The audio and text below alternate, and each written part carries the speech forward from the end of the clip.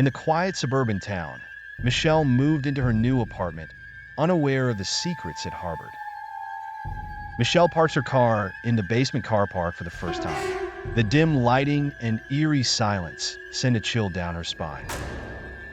As she walks toward the elevator, she hears faint footsteps. She glances around, but the car park is empty.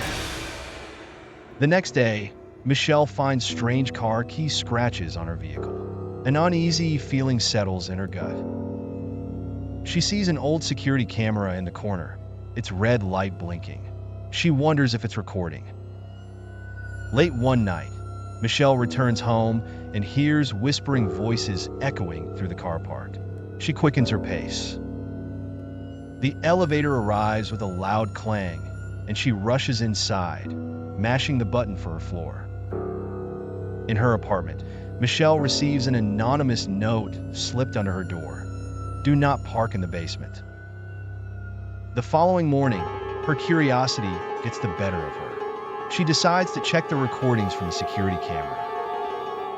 As she watches the footage, she sees herself walking to the elevator. Suddenly, a shadowy figure appears behind her, but it's gone in the next frame. Terrified, Michelle tries to learn more about the car park. A neighbor tells her about a series of mysterious disappearances from years ago. That night, she wakes up to a loud banging noise coming from the basement. She hesitates but decides to investigate. In the basement, the lights flicker. She sees a pair of glowing eyes staring at her from the darkness. Panic sets in as she tries to run back to the elevator, but the doors slam shut. She's trapped. The whispering starts again, louder this time. She turns to see shadowy figures closing in. Michelle finds an old storage room and locks herself inside. The whispers turn into screams.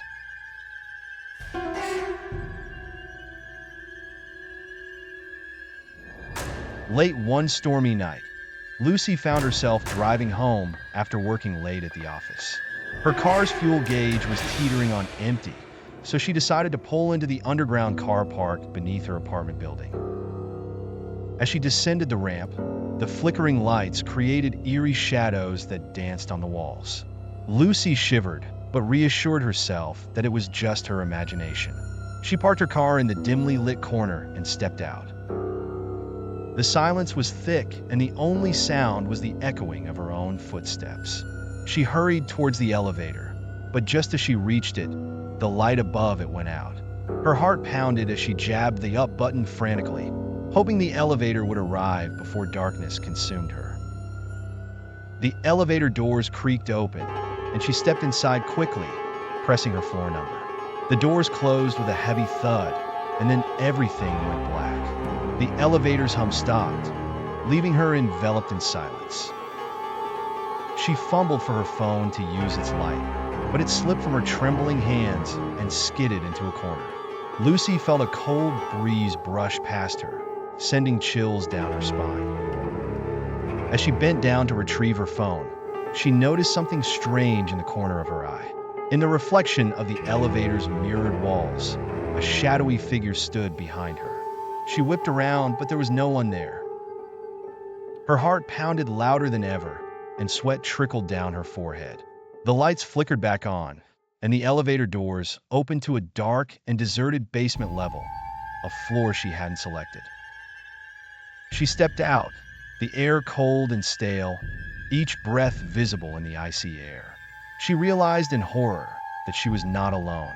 The shadowy figure from the elevator now stood at the far end of the car park, its eyes glowing a sinister red.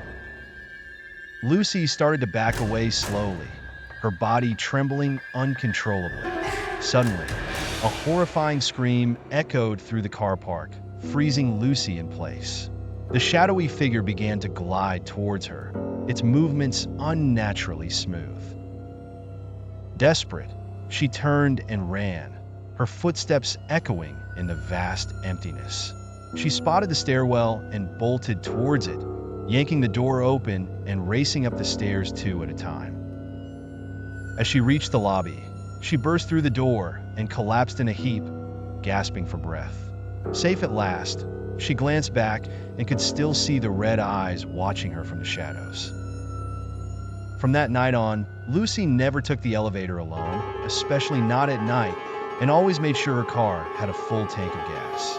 The haunting of the underground car park remained a chilling memory, a reminder of the horrors that lurk just below the surface of everyday life.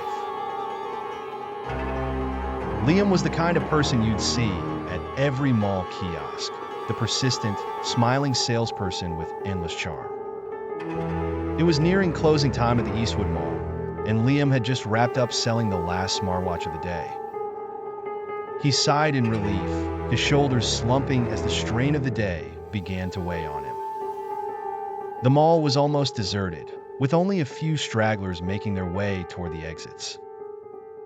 Liam pocketed his earnings, waved goodbye to the janitor, and headed toward the car park. As he descended the stairs, the lights flickered ominously, casting eerie shadows that slithered along the concrete walls. He reached his car, keys in hand, and fumbled slightly before pressing the unlock button. A faint, haunting melody wafted through the cold night air. It was as if something unseen was playing just for him. His heart began to race. He wasn't the type to scare easily, but this was different. The hairs on the back of his neck stood on end. Then, out of nowhere, a figure moved in the shadows, just a swift blur of motion at the corner of his eye. "Who's there?" he demanded, his voice echoing in the empty car park. No response. Just the same eerie music, growing louder, more discordant. He walked briskly to his car, but as he approached, he noticed something that stopped him cold. There were muddy footprints leading to the trunk. His mind raced. He never parked in mud. Panic surged through him. His fingers trembled as he dialed his phone. The line was dead. Suddenly, the car lights flickered and turned on by themselves.